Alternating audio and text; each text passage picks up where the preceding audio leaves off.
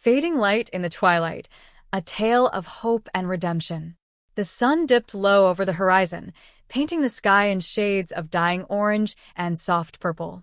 In the quiet town of Lormere, a man named Elias walked down the empty streets, his coat fluttering against the evening wind.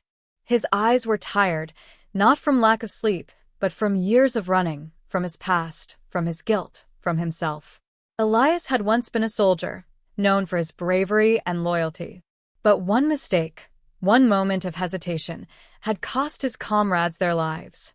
The echoes of their screams haunted his nights, and their faces flickered before his eyes each time he closed them. He left the army, left his home, and wandered until he found Lormere, a forgotten town at the edge of nowhere. He now worked as a mechanic, fixing broken clocks and engines, though he knew that no machine was more broken than his own heart. The townsfolk saw him as a quiet man, polite but distant. Children waved, and he would nod with a faint smile, but his eyes never truly met theirs.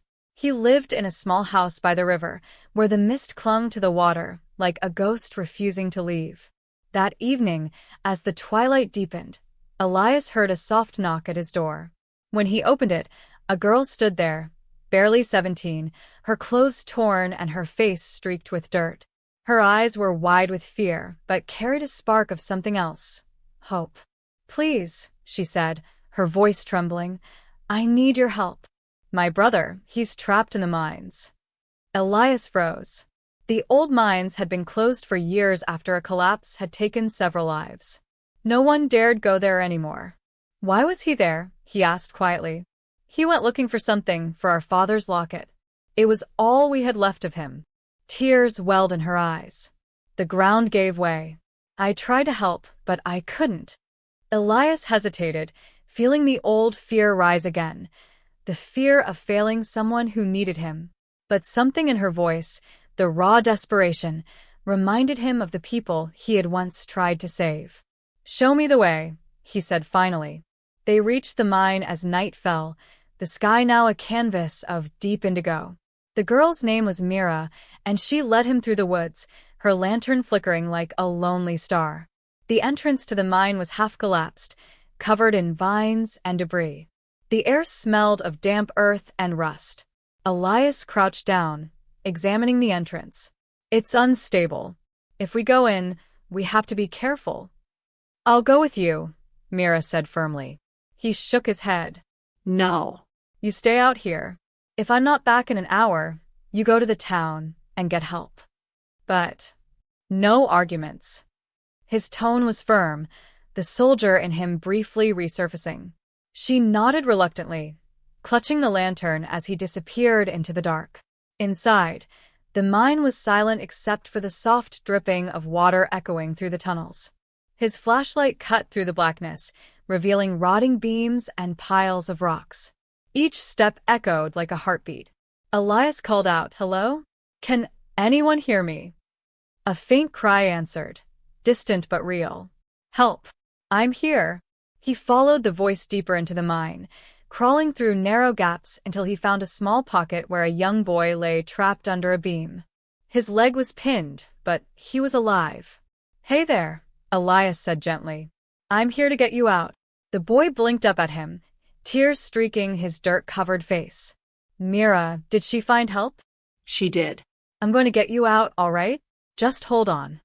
Elias used his tools to pry the beam loose, but the structure groaned above them. Rocks shifted, and dust rained down. He ignored it, focusing only on freeing the boy. Finally, with a heave, the beam gave way, and the boy crawled out. "Can you walk?" Elias asked. The boy nodded weakly. "I think so." They began to make their way back, but the tunnel trembled. A section behind them caved in, blocking the way. Elias coughed, shielding the boy. "There's another path," he said, though he wasn't sure. He had been in mines before, during the war, where they used tunnels for shelter. He followed his instincts, leading them through winding corridors. After what felt like hours, they saw a faint glow ahead. Mira stood at the entrance, tears streaming down her cheeks as she saw her brother limping toward her. "Elias," she cried. "You did it." He smiled faintly. He's safe. That's what matters. But as the light fell on his face, Mira saw the blood seeping from a wound on his shoulder. A piece of falling debris had struck him. You're hurt. It's nothing, he said, though his legs trembled. You should get him home. Mira reached for him, but he stepped back. Go, he said softly. I'll catch up. She hesitated, then nodded, guiding her brother away. When they were gone, Elias sank to the ground, his back against the cold rock. He looked up at the stars through the broken roof of the mine. For the first time in years, he felt something shift inside him, a warmth he thought he had lost. Maybe saving one life could make up for losing others. Maybe redemption began not with forgetting the past, but facing it. He smiled faintly, whispering into the night, maybe there's still light, even in the twilight. And for the first time in a long while, Elias felt the weight on his heart begin to lift. The next morning, the sun rose quietly over Lormere, its light cutting through the mist that hung above the river. Birds sang softly, and the air smelled of dew and earth. In a small cottage near the town square, Mira sat beside her brother, whose leg was bandaged. He was still pale but alive, thanks to Elias. When Elias finally arrived at the door, Mira rushed to him. You came, she said with relief. You should rest. You're hurt. Elias smiled faintly. I've been through worse. How's your brother? He's still weak, but he'll be fine, she said. You saved him. I don't know how to thank you. Just take care of him, Elias replied simply. That's enough. As he turned to leave, Mira hesitated. You didn't have to do it, you know. No one else in town would have gone into that mine. Elias paused, looking out toward the hills. Sometimes we do what's right not because we have to, but because we couldn't live with ourselves if we didn't. Mira didn't understand all his words, but she could sense the sorrow beneath them. You're a good man, Elias.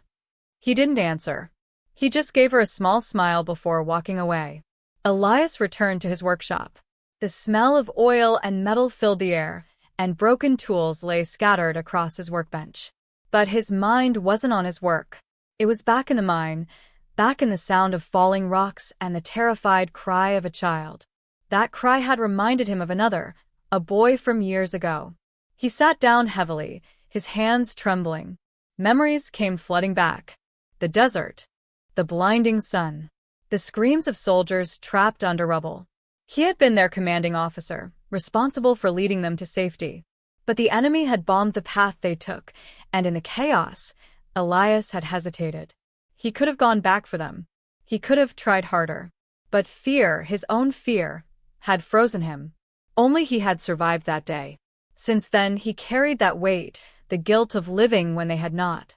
Every night, he heard their voices in his dreams, calling for him, asking why he didn't save them.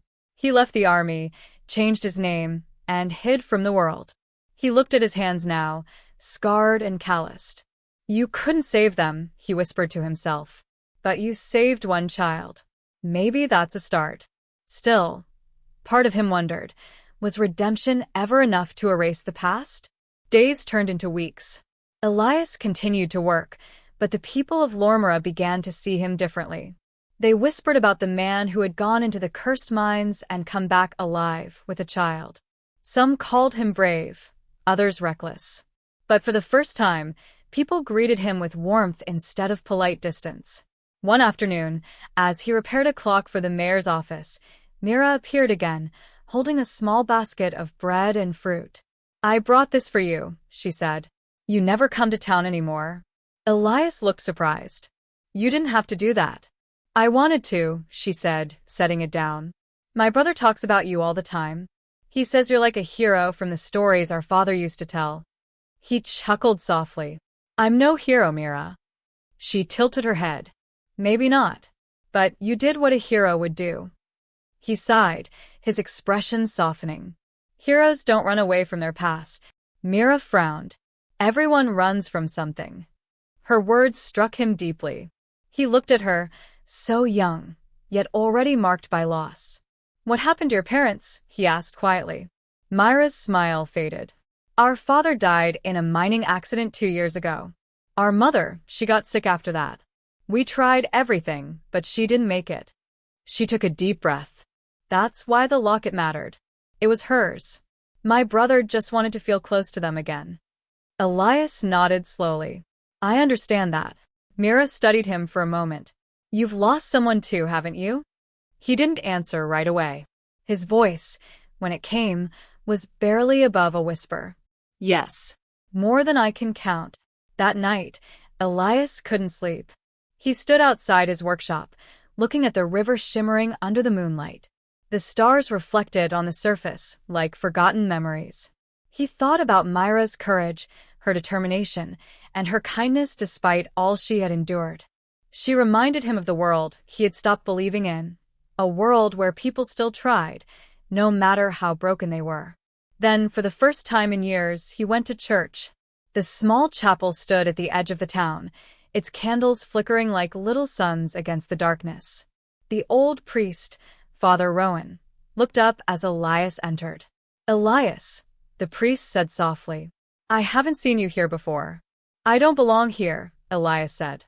But I needed to sit somewhere quiet. Father Rowan nodded. You're welcome here, no matter your past.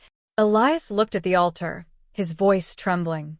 Do you think a man who's done terrible things can still be forgiven? The priest's eyes were kind. Forgiveness doesn't erase what's been done, but it gives you the strength to live with it. Elias bowed his head. I'm not sure I deserve that. None of us do, Father Rowan said gently. But that's why it's called grace. The words stayed with Elias long after he left the chapel. As he walked home under the pale twilight, he realized something. Perhaps redemption wasn't about being forgiven by others. Perhaps it began with forgiving himself. And though the night was deep, he saw light in the east, a faint glow on the horizon, promising a new dawn. The following weeks passed quietly. Elias began to fix more than machines. He started repairing roofs, helping neighbors, even teaching Myra's brother, Tomas, how to mend tools. Lormere was slowly breathing new life, and Elias, though he did not realize it, was breathing with it. The people had begun to trust him, even like him. But deep inside, a storm was growing. The more he tried to live a normal life, the more his past clawed its way back into his mind. One afternoon, dark clouds rolled over the town. The air smelled of rain, heavy and restless. Elias was working when a knock came at his door. When he opened it, a man in a long coat stood there, broad-shouldered, stern-faced, with a soldier's bearing. Elias Carter? The man asked. Elias froze. The name hit him like a hammer. He hadn't heard it spoken aloud in years. I think you've got the wrong person, Elias said quietly. The man shook his head. No mistake. I served with you. Captain Elias Carter. The one they said deserted his post after the Amber Ridge disaster. Elias felt his stomach twist. Who are you? Lieutenant Garrett Lane, the man replied. I was in the 2nd unit. I've been looking for you for a long time. Elias stepped aside reluctantly, and Garrett entered. The room was dimly lit, the ticking of clocks filling the silence. You disappeared after the war, Garrett said. Everyone thought you died. Maybe I did, Elias said bitterly. The man I was back then doesn't exist anymore. Garrett crossed his arms. I'm not here to drag you back. I just wanted answers. Why did you leave them, Elias? Why did you leave us? Elias clenched his fists. You think I wanted to? I froze, Garrett. I saw the fire, the rocks falling. I tried to go back, but the ground caved in. I couldn't save them. Garrett's eyes softened.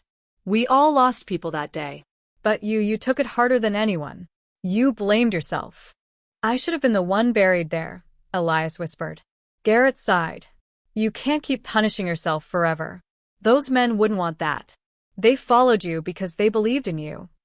Elias turned away, staring at the rain streaking down the window. Belief doesn't bring back the dead. Garrett placed a hand on his shoulder. No, but it can keep the living from drowning in guilt. For a moment, neither spoke. Then Garrett said quietly, I heard what you did here, saving that boy from the mines. Maybe that's your way of making peace. Elias didn't answer. When he turned back, Garrett was already putting on his coat. I'm heading to the next town at dawn. You don't owe me anything, Elias. But don't waste the second chance life's giving you. When the door closed, Elias stood alone, the storm raging outside and within. For the first time, he allowed himself to cry, not for the men he lost, but for the man he had been. The next morning, the storm had passed, leaving the world washed and bright. Elias went down to the riverbank, where Mira and Tomas were skipping stones. They waved when they saw him. Elias. Look, I got it to skip 3 times. Tomas shouted. Elias smiled faintly.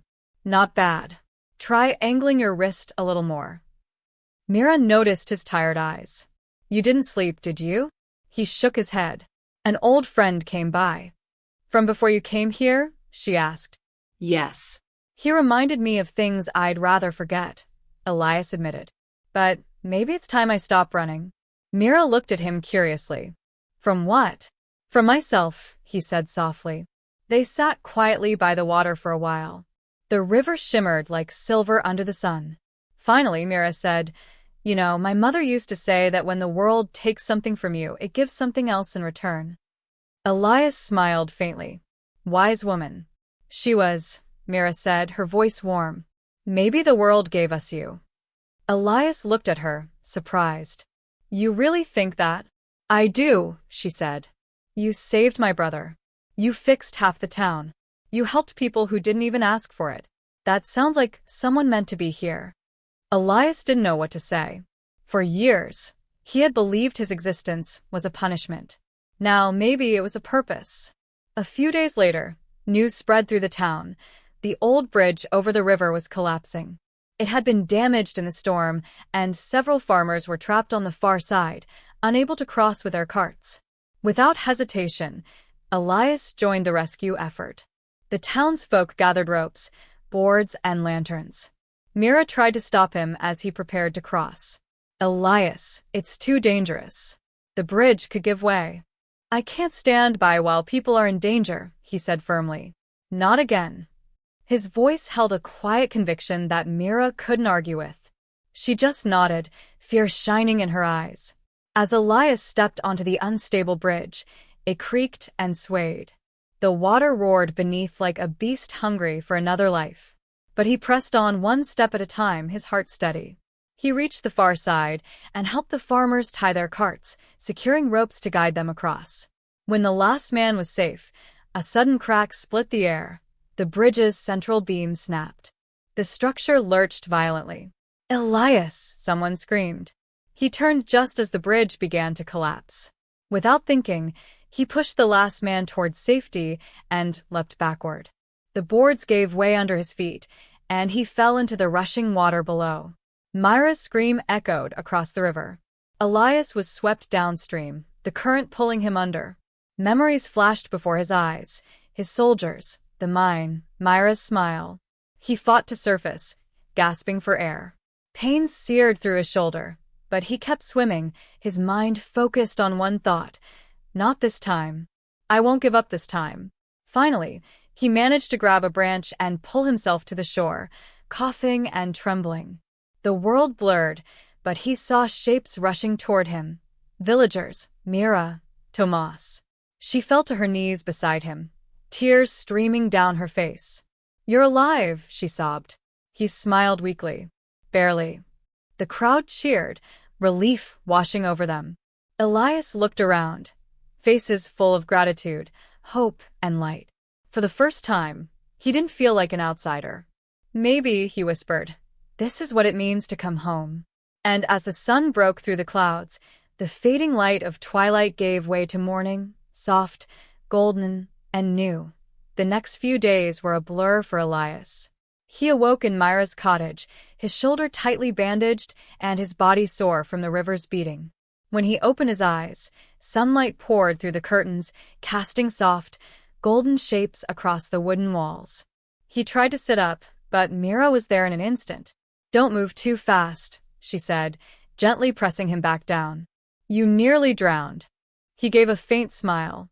Wouldn't be the first time. She frowned. That's not funny. I know, he admitted, his tone softening. I just don't know how else to thank you for pulling me out of that river. It wasn't just me, she said. The whole town helped. Everyone was worried. Elias turned his head toward the window.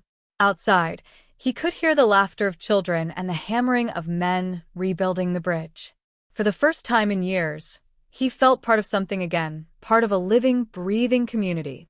Still, in the quiet moments, the memories returned.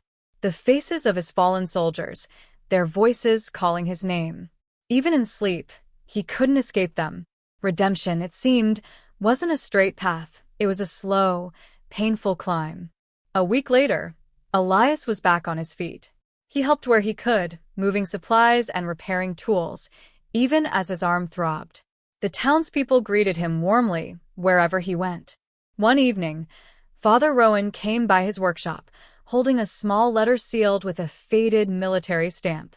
"This came for you," the priest said. It was sent to the town office. "The sender claims to be from the army." Elias froze. He took the letter with trembling hands and sat down slowly. The envelope felt heavy, as if carrying the weight of 1,000 ghosts. He opened it carefully, his eyes scanning the neat handwriting. To Captain Elias Carter. "News has reached us of your survival. A memorial for the fallen of Amber Ridge will be held next month in the capital.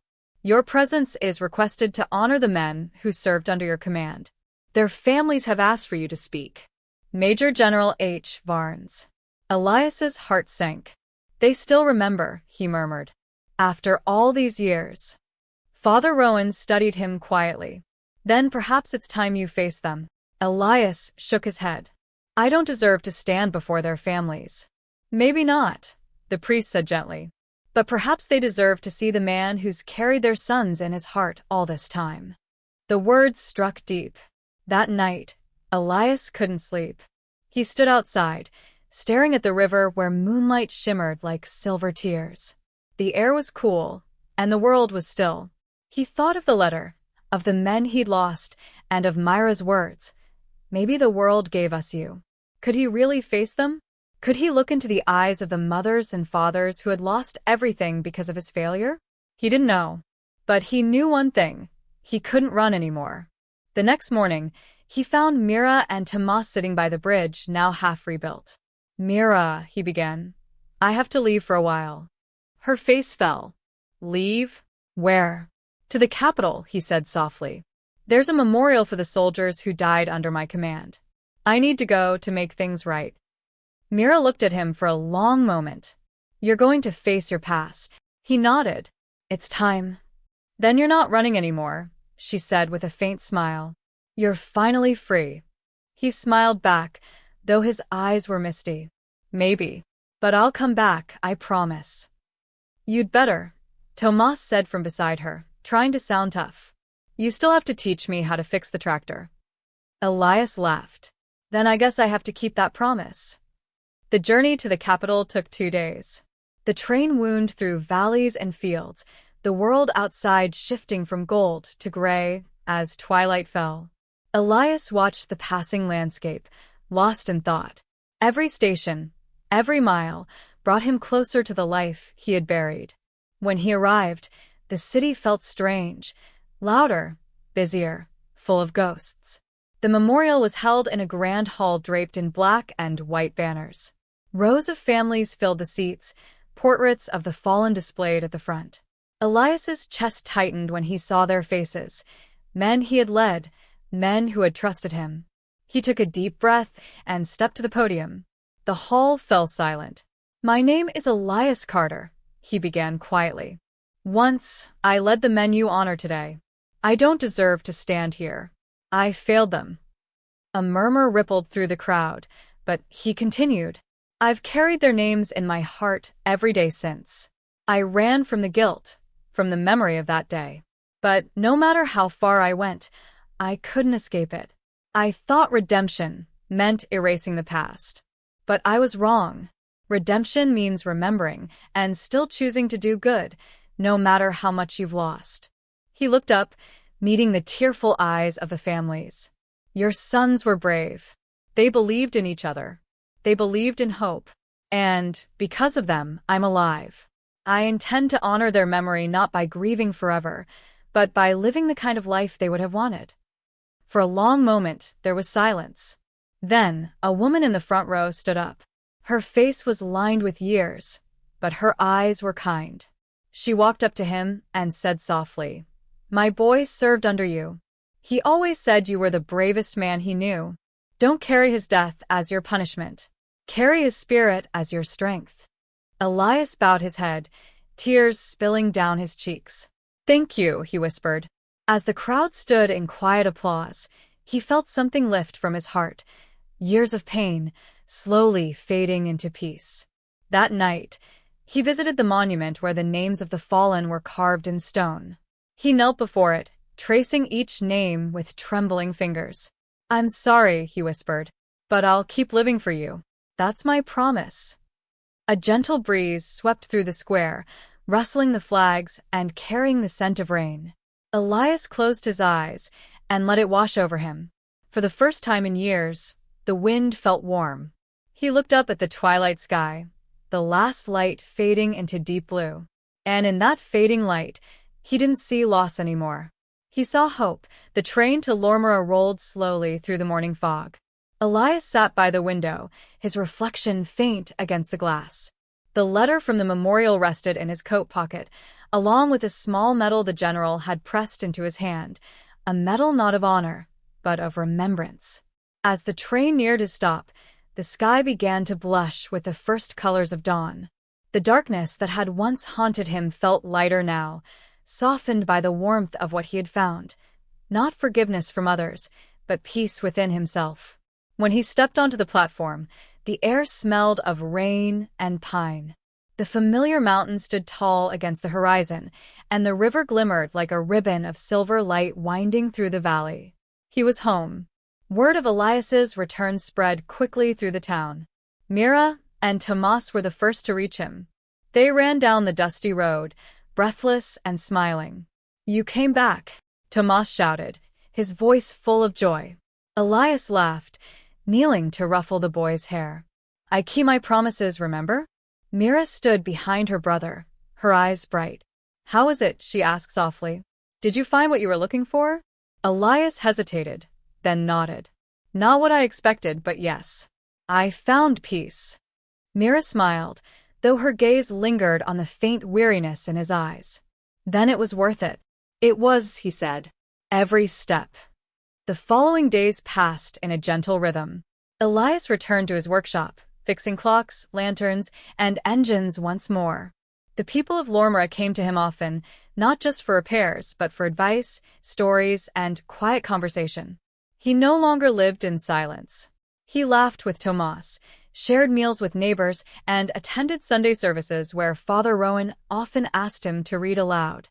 The man who had once walked like a shadow now walked among them, alive and steady. But though he had found peace, a part of him still wondered about purpose. One evening, as twilight spread across the sky, Mira found him standing on the bridge overlooking the river, the same bridge that had nearly taken his life. "Penny for your thoughts?" she asked.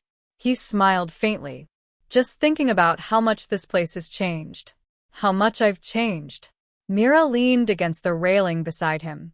"Change isn't bad. It means you're still moving forward." He looked at her, her face bathed in the soft orange glow of the sunset. "You sound like your mother," he said gently. "She used to tell me that even the darkest night ends when someone dares to light a candle," Mira said with a sad smile. "You were that candle for us, Elias." Her words caught him off guard. "Me?" "Yes," she said.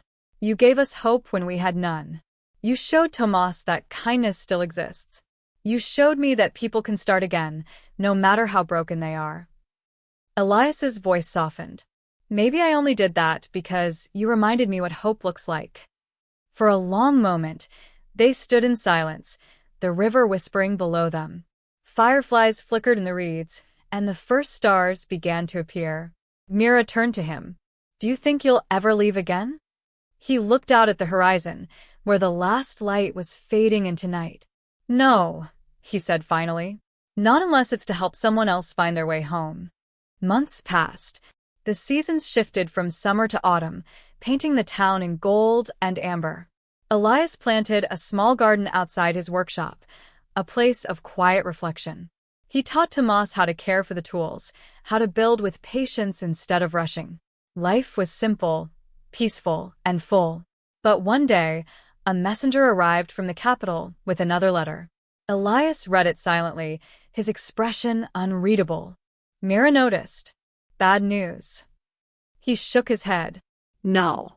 They're rebuilding at Amber Ridge, turning it into a memorial park for the fallen. They've asked me to oversee it. She looked at him thoughtfully. Will you go? I will, he said. But not forever. Just long enough to see it built. It's something I owe them. Mira smiled. Then they'll finally have their peace too. Elias nodded. Yes. And maybe, so will I. The following spring, the memorial at Amber Ridge stood complete. White stones lined the path, each etched with a name. In the center stood a statue, not of soldiers, but of a single light rising from the earth, its flame eternal. Elias stood before it in silence, the wind brushing through his hair. He laid a small wildflower at the base of the statue. We made it, he whispered. You're not forgotten. Then he turned his gaze toward the horizon. The sun was setting again, bathing the world in that familiar twilight glow, the same twilight that had once symbolized his despair, but now shimmered with quiet promise. When Elias finally returned to Lormere, the town was alive with laughter. Children played by the river, the church bells rang, and Mira waved from across the bridge. He smiled as he approached her. It's done, he said. She grinned.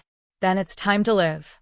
He looked around, the mountains, the golden sky, the people who had become his family, and for the first time, he didn't feel like a man carrying the past. He felt like a man standing in the present, ready for the future. As twilight deepened, Mira lit a small lantern and handed it to him. For the road ahead, she said. Elias took it gently. The light flickered, warm and alive. For all of us, he whispered. They stood together on the bridge as night settled over the valley, the lantern's glow reflecting in the calm water below. The stars shimmered like distant memories, but they no longer hurt. They guided him instead. The fading light of twilight had once marked his sorrow. Now it marked his redemption. And as the first breath of night embraced the world, Elias Carter smiled, not as a man haunted by the past, but as one reborn by the light that still burned within him.